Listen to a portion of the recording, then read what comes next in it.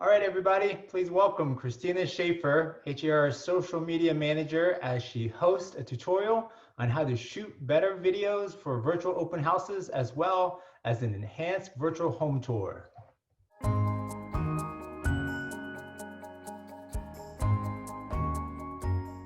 Hey there, Realtors. I hope you're enjoying our first ever HAR Virtual Engage Conference. What we're going to do next is an in-depth demonstration how to schedule a virtual open house, how to market that virtual open house, and then how to follow up with those leads after the fact. The first thing we need to do is schedule the virtual open house. You can accomplish this two ways. You can do it in the HAR app or in your members only portal. We'll show you both ways. So to do it in the HAR app, you'll scroll down to Agent Tools, tap on Virtual Open House. This is where you can see your upcoming virtual open houses and your past virtual open houses. We also see Practice Mode down at the bottom. In the top right-hand corner, we see New. When I tap New, it's going to have me add my virtual open house. I will tap in the property address, a short description, the date and time, and then schedule my virtual open house. Let's take a look at how to do it in the members only portal as well. Once you're in the members only portal, you will go to the search bar and type in the word virtual. This will bring up virtual open house. This is the same screen we will go to later to see our attendee report, but for now, you would click Add New and schedule the virtual open house. Notice the screen and the options look the exact same as the app. So again, this can be accomplished both from the HAR app and the members only portal. Once you've scheduled your virtual open house, just like with an in-person open house, you need to market it. You will see it listed in your upcoming open houses. Click on it. We've added some quick options in here to help you promote your virtual open house. If you see Promote and Share in the top right-hand corner, I can click on those options. Promote Open House will bring me to a screen that helps me to create Facebook ads, share on social media, text, create a blog post about it, or to manage it. The Share button will give me additional sharing options, sharing on social media with a graphic that has already been generated for me. Once you've scheduled the open house, you've marketed the open house, now it's time to host the open house. So typically, we start these on the outside of the house. Now remember, for your viewers, if it's a little bit of a windy day like I have today, they might get some of that wind noise, so just be aware of that. This is where a microphone will really come in handy, and I'll show you more about that in a little bit.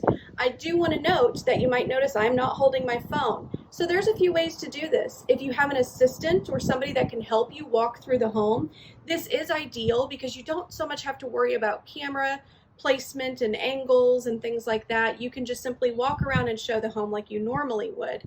But for most of us, if you're doing it on your own, you're going to be doing it in selfie mode. So that's how I'm going to show you today. So now I'm in selfie mode, which is a little bit different experience. They see you a little bit closer, obviously. It is a little more intimate. It does feel like a little bit more connection to them, which is great because you want that. But whatever they're going to see is going to be behind you. So just keep that in mind. Again, you can always flip the camera around. Now we'll flip the camera around in just a second, but a couple of pointers before we walk in. You do want to prepare for this open house like you would prepare for any other open house. I've already made sure the front door is unlocked, made sure any interior doors that I'm going to be opening are unlocked. I've made sure all the lights are turned on, that pets are kind of hidden away. So all of those things that you would do for any other showing or open house, you're going to do the same thing here. Now I have flipped the camera around and they are seeing the exterior of the house, and we will go ahead and walk in.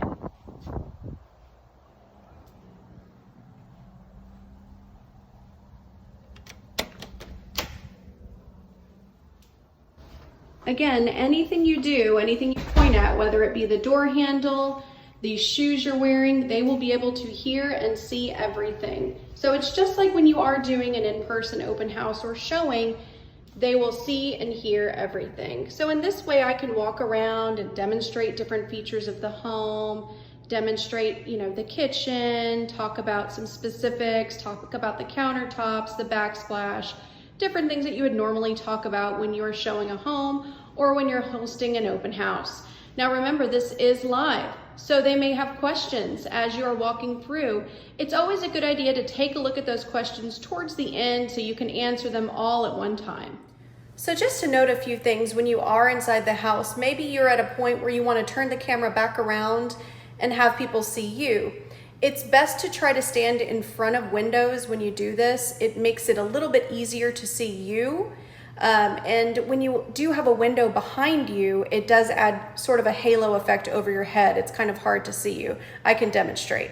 So now I'm standing inside of a window, maybe potentially showing a gorgeous view, but nobody can see it because they're just seeing the halo effect all over. So when you're trying to show things that are outside, maybe do them from far away, but standing in front of a window to show something behind you doesn't always work out so great.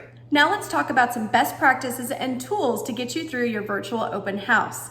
If you can, try to connect to Wi-Fi. This will get you the best possible video connection for your virtual open house. Also, right now you'll notice that I'm shooting horizontally or in landscape mode.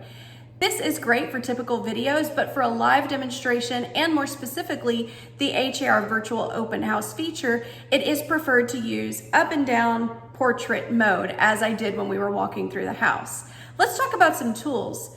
You may or may not have seen them, but I actually do have a microphone on right now. Right here hidden behind my hair, I am wearing AirPods. So if you don't have AirPods or you're not using an iPhone, there are a lot of other options. This is a lapel mic that you can buy. They're pretty inexpensive. You can find them online on Amazon and different websites. If you do have an iPhone, make sure that you can get one that has an adapter. But if not, if you just have the regular headphone jack, that will work with all of these as well. Again, these are pretty inexpensive. They clip right there onto your shirt. And this is really helpful if you're walking around with an assistant or somebody who's going to be following you around, because these tend to be pretty long. This one is about 20 feet long. So these are really helpful if you don't have something like this. Now let's talk stabilization. There are a few different options that you can use from highest tech to lowest tech. So I will show you those now. So this is highest tech. This is a gimbal or a stabilizer. People call them different names. This one specifically is called the Osmo 3.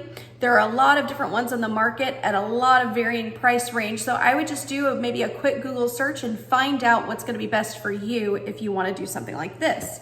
Maybe you don't wanna go that high tech. There are different things like this. This is a tripod that can also be used as a selfie. You'll notice this for a lot of tripods now. They make them to where they are dual purpose. You can use them for a selfie or for a tripod. I actually am recording on a tripod selfie right now, so this is my second backup one. Lowest tech option, if you have a pop socket, a loop, something like this on the back of your phone, that will even improve the video quality if you don't want to go the highest tech or the middle tech options.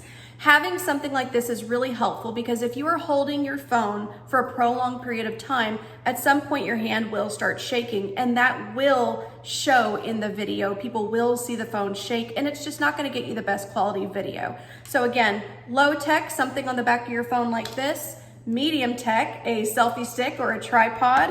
Highest tech, something like this, a stabilizer or a gimbal. I hope you found this how-to helpful. Be sure to check out har.com/virtual for more training guides and tips. It's time for lunch next. We'll see you there.